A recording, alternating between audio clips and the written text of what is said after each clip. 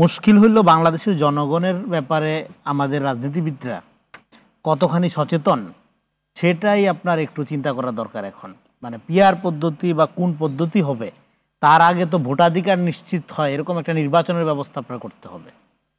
নির্বাচন পিআর পদ্ধতিটা কি? পিআর পদ্ধতিটা তো হলো ধরেন আপনার এটা যেটা নাহরিন আপু বললো ভালো করে যে এটা তো আপনার একটা দলের ক্ষমতার ভাগ পাওয়া, মানে মেজরিটি না হয়েও কিভাবে ক্ষমতার অংশীদার হওয়া যায় তার একটা মেকানিজম।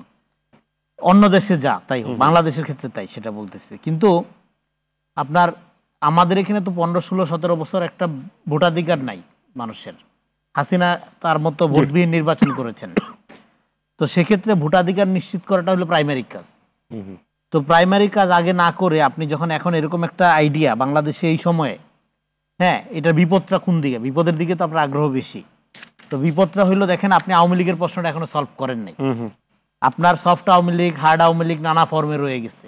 এই পত্রিকার রিপোর্ট হলো এখনো আমলাতন্ত্রের বেশিরভাগ পাওয়ারফুল আমলা হাসিনার ঘনিষ্ঠজন, শুধু অনুরাগী না ঘনিষ্ঠজন।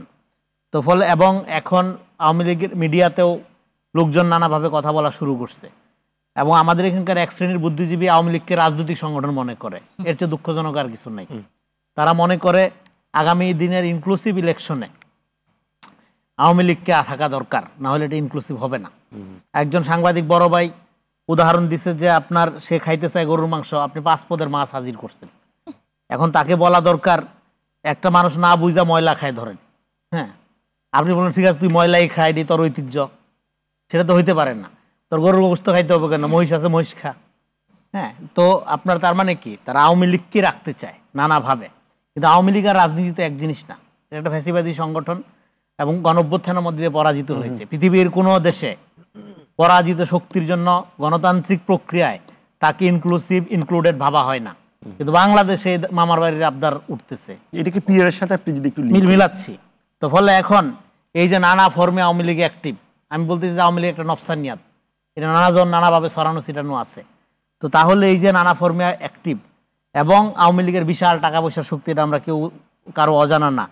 তো এই অবস্থায় পিআরটা হলে সবচেয়ে সুবিধা হবে আওয়ামী লীগের, তার অনুগত এই যে। এবং আওয়ামী লীগের আমলে ডিজিএফ এর তত্ত্বাবধানে অনেকগুলো দল করা হয়েছে, নতুন নতুন দল খোলার একটা মৌসুম এখনো চলতেছে। তাহলে এই দলগুলো তো বৈশা থাকবে না, একটা সাইনবোর্ড সামনে নিয়ে, মানে একটা দল একটা আমব্রেলা নিয়েই সে ভোটের মাঠে হাজির হয়ে যাবে এবং কাঁচা টাকা ঢাইলা দিবে আওয়ামী লীগ। আপনি ভোটের পার্সেন্টেজে দেখা যাবে আওয়ামী লীগ 70-80টা সিট নিয়ে নিবে সংসদে, বেনামে অবশ্যই, নামে না।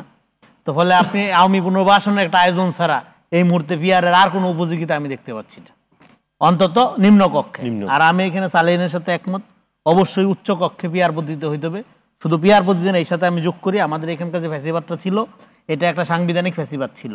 একই সাথে এই উচ্চ কক্ষে 100 লোককে এইভাবে সরকারি টাকা খরচ করে, হ্যাঁ গাড়ি টাড়ি দিয়ে পোষার দরকার নাই। আপনি এখানে এটাকে একই সাথে সাংবিধানিক সভা হিসাবে করেন। যদি পিআর পদ্ধতিতে উচ্চ কক্ষ করা হয় তাহলে আশা করা যায় সব দলেরই রিপ্রেজেন্টেশন থাকবে কম বেশি। ফলে তখন এই যে সংবিধান সংস্কার কমিশন করছেন এটা এনাফ না, আমাদের একটা নতুন সাংবিধানিক ধারার দিকে যাইতে হবে। কারণ এটা ভাসানীর আমল থেকে একটা বিতর্ক আছে, এই সংবিধানটা বেসিক্যালি একটা মুজিববাদী সংবিধান। বলে আমাদের এই দরকার নেই। উচ্চ কক্ষে পিআর এর ক্ষেত্রে আপনি কোনো প্রবলেম দেখেন না? উচ্চ কক্ষে পিআরটা দরকার, কিন্তু সেটার প্রপার রিপ্রেজেন্টেশন কাজ থাকতে হবে। আমি শুনবো বাংলাদেশে উচ্চ কক্ষে এমনিতে দরকার নাই যদি না আপনি এই যে একটা গণতান্ত্রিক সংবিধান করার কাজ তাদেরকে না দেন, করবেটা কি?